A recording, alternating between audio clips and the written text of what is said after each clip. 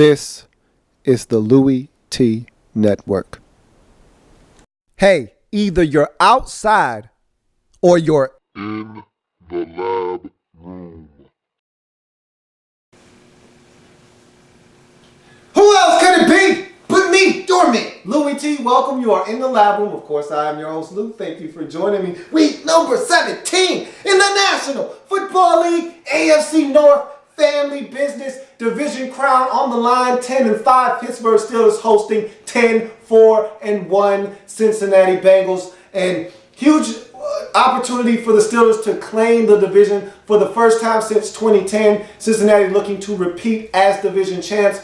Pittsburgh Steelers looking to ride a wave of momentum into the postseason, having won 3 games already in a row, looking to get into the postseason, playing some outstanding football. If you're Cincinnati, huge win last week versus Denver, looking to build upon that with another win to claim the division and get a home playoff game. To Heinz Field we go, where I thought the Steelers came out, and the key for Cincinnati was to remain composed and not allow this to get out of control. The last time you were here, last year, you had already basically had this division locked up. You looked like clear in a way the best team in this division, and yet you go into Pittsburgh, a team that was struggling last year, just to make it to 8-8.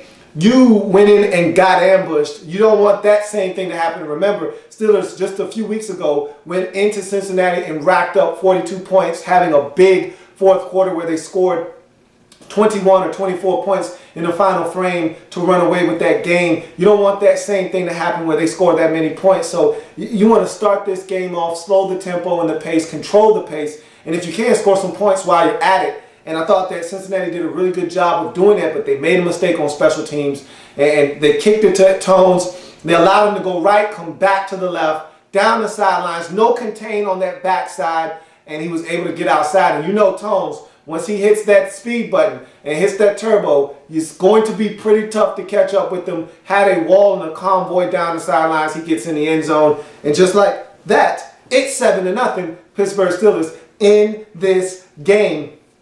And I thought that the Bengals had opportunities. Jeremy Hill, I think he's exceeded your expectations this year as a rookie. You expected him to be a really good player for you, but I don't think you expected him to be this good this soon.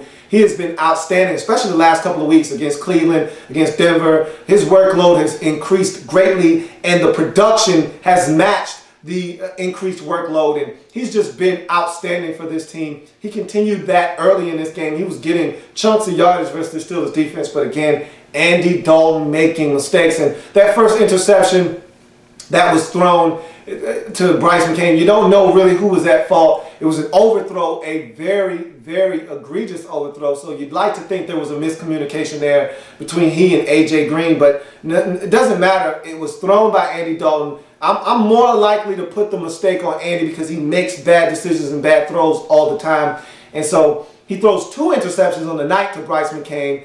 And then A.J. Green, young, fresh and green, had a huge fumble late after the Cincinnati Bengals were trying to get back into this ball game. Again, this was a situation where early in the game, Dalton's mistake coupled with some opportunities that the Steelers were able to take advantage of, saw the Steelers run out to a 20-10 halftime lead, and that was your score in the fourth quarter when Cincinnati finally got back into the game on a Jermaine Gresham touchdown. He was dealing with hamstring and cramps all night long.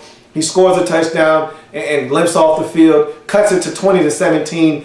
Cincinnati has an opportunity, despite all the mistakes that he had made all night. Dalton had already been picked off twice. He has his team in a position to win this ball game, or at least tie it up and put the pressure on the Steelers, when young, fresh and green A.J. Green is stripped of the football by Antoine Blake. I thought he had an outstanding game as well. So the young guys for the Steelers in that secondary stepped up in this game. McCain with 2 interceptions, Antoine Blake with a couple of big hits, and no play bigger than the strip of A.J. Green and the recovery of the fumble when the Cincinnati Bengals were already in scoring position. They already were in field goal range. You really don't trust Mike Nugent. Had already missed in this game. Remember, he was responsible for the tie against Carolina, missing that chip shot field goal. So you really don't want to put it in his hands, but you were well within his range. and you still had an opportunity. If A.J. Green doesn't fumble, you're first down and 10 from about the 22-yard line or so. So you were already in field goal range, and you were closer to the end zone as well. So that was a huge play in the game. Then Tone strikes again. It was really his show in this game as he continues to just set the league ablaze with his play. Leads the league and will lead the league in receptions.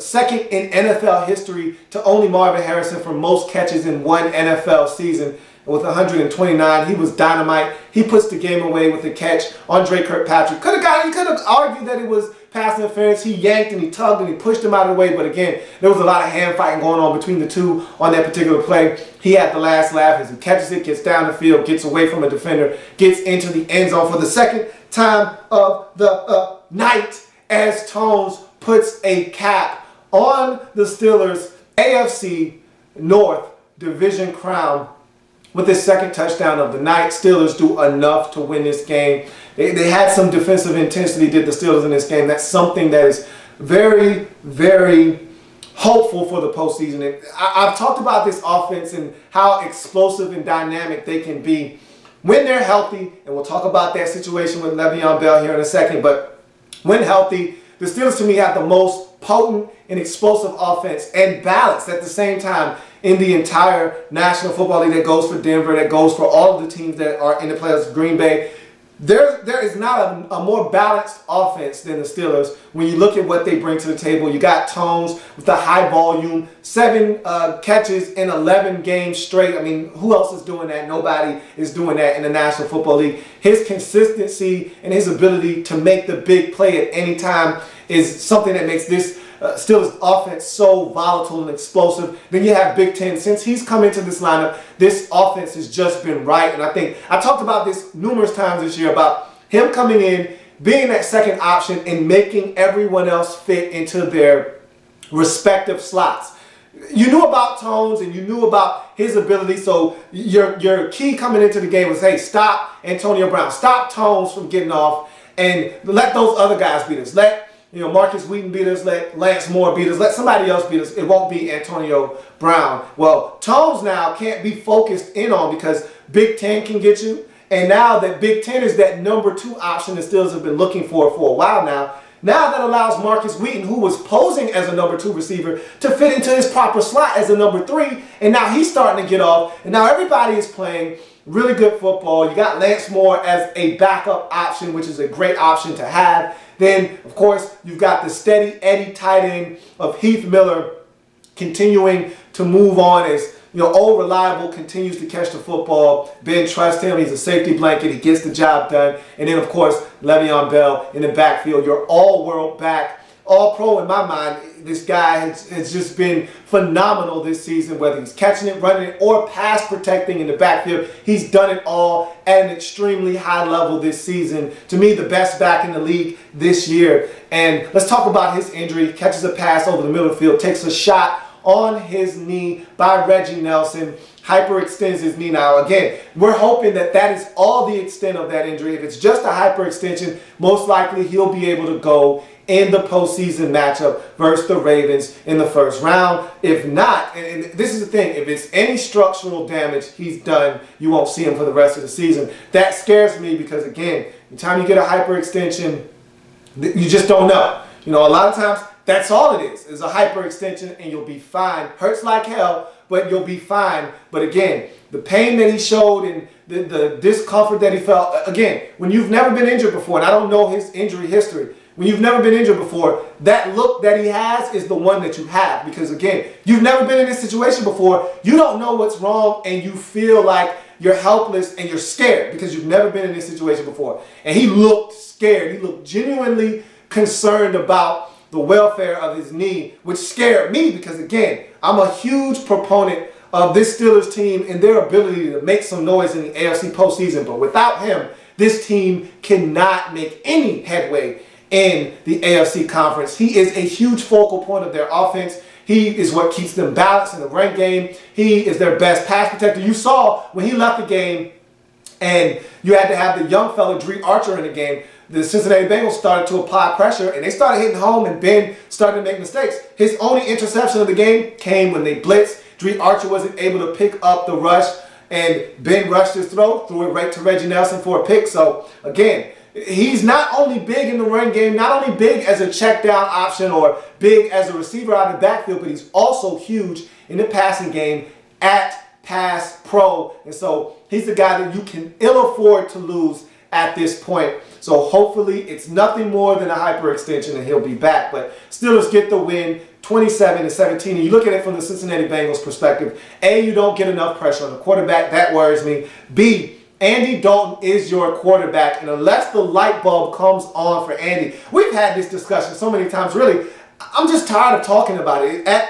We've talked about this ad nauseum with Andy Dalton and the fact that, look, he is the key to this Cincinnati Bengals team. Where he goes, this team goes. If he plays well, this team can be one of the better teams in the AFC. When he doesn't, you've seen the end result. And I just don't think Andy Dalton can take you where you want to go. I don't think he can take you out of the first round in wild card weekend. I just don't. Because of what he did in this game, he had 2 interceptions. He made some errant throws. He missed in this game. Because of his erratic play, you didn't win this game. And so this was a team effort. A.J. Green, again, all of that stuff said, you still had a chance. If A.J. Green doesn't fumble the football, we don't know how this game turns out. So you don't want to pin it all on Andy Dalton. It's not all his fault. But again, if he plays better, this team would be much more successful. But because he's erratic, he's inconsistent, it is what it is. And so now, instead of you having an opportunity to host a playoff game, you're on the road in a place where you were blanked. It was ugly. I mean, that game against this isn't the same Indianapolis Colts team. That team that you saw way back in like week 8, week 9, they had a running game. Defensively, they were lights out at the time. They were playing much better football. This is a different Indy team. You have a legit shot. We'll talk about that later on in the week, but you did not get it done in this game. 27-17 is your final score. Steelers able to win and capture their first division title since 2010. They get it done. Now all of the focus turns and shifts to the knee of Le'Veon Bell and want to know if he's going to be able to go against the Baltimore Ravens, who you have drawn in the first round as the 3 seed, them being the 6 seed. They'll be coming to your place for the 3rd time this season. You will meet up. Both meetings were won by the home team, so for the Steelers, that's a good omen as you will be hosting this game at Heinz Field in Wild Card Weekend. That's going to do it for Steelers, Bengals. I thank you for joining me. If it happens in the National Football League, whether big or small, we cover it all here in the lab room. Come back and join me as I continue to break down week number 17 in the National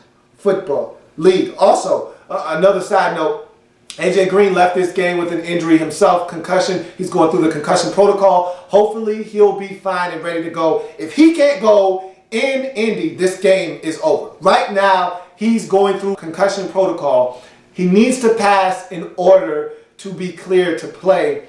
If he doesn't pass that protocol and isn't able to go in Wild Card Weekend, Cincinnati is officially done in my mind. They have to have A.J. Green in order to have a shot in Indy. That's going to do it for me. I thank you for joining me. See you in a bit.